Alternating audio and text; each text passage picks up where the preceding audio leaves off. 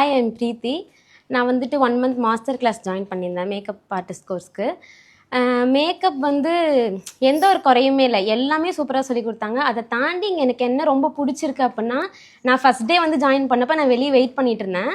அப்போ வந்து மேம் வந்தாங்க. டக்குன்னு பார்த்தா மேம் வந்து நான் அப்படியே நிற்கிறேன் ஷாக் ஆகி. ஃபஸ்ட் டே மேம் வந்து ஹலோடா அப்படின்னு சொன்னாங்க. என்னன்னா நமக்கு என்ன ஒரு கம்ஃபர்டபுள் இருக்குன்னா, ஃபஸ்ட் டே வரும்போது நம்மளை வார்மாக வெல்கம் பண்ணணும். ஒரு ஸ்மைலி ஃபேஸோட எந்த டவுட் கேட்டாலும் ரொம்ப ஸ்மைல் பண்ணிட்டு எத்தனை டைம் கேட்டாலும் சூப்பராக சொல்லி தந்தாங்க.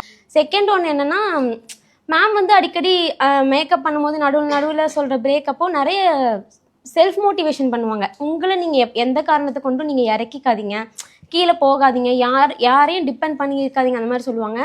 அந்த மாதிரிலாம் நிறைய நான் ஃபேஸ் பண்ணி வந்ததுனால அது எனக்கு கனெக்ட் ஆயிருக்கு. நான் வந்து என் ஃபேமிலி எல்லாமே அந்த மாதிரி நான் ஃபேஸ் பண்ணி வந்திருக்க சில விஷயம்.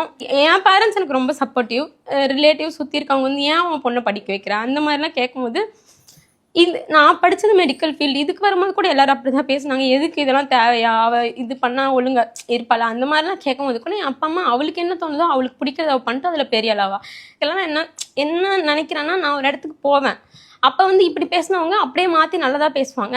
அது வரைக்கும் நான் வந்து ஒர்க் பண்ணிகிட்டே இருப்பேன். அதுக்கு மேம் கொடுத்த நிறைய பாயிண்ட்ஸ் எனக்கு நிறைய மோட்டிவேஷனாக இருக்குது.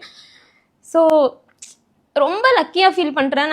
நான் என்ன சொல்கிறேன்னா, யாருக்கும் இண்டிபெண்டன்ட் தர தேவையில்லை. அதெல்லாம் எல்லாருக்கும் சேர்த்து எப்போ வாங்கி கொடுத்துட்டு போயிட்டாங்க. அடிச்சு ஒன்று குழந்தை பிறந்துச்சு இந்த மாதிரி ரீசன் வச்சு அவங்ககிட்ட அந்த இண்டிபெண்ட்டை நீங்கள் வாங்காதீங்க. அவங்கக்கிட்ட இருக்குது, அது அவங்க லைஃப்பில் சக்ஸஸ் ஆகிறதுக்கு அவங்க என்ன வேணுமோ அவங்க புஷ் பண்ணி அவங்க செல்ஃபில் அவங்களே போய்ப்பாங்க.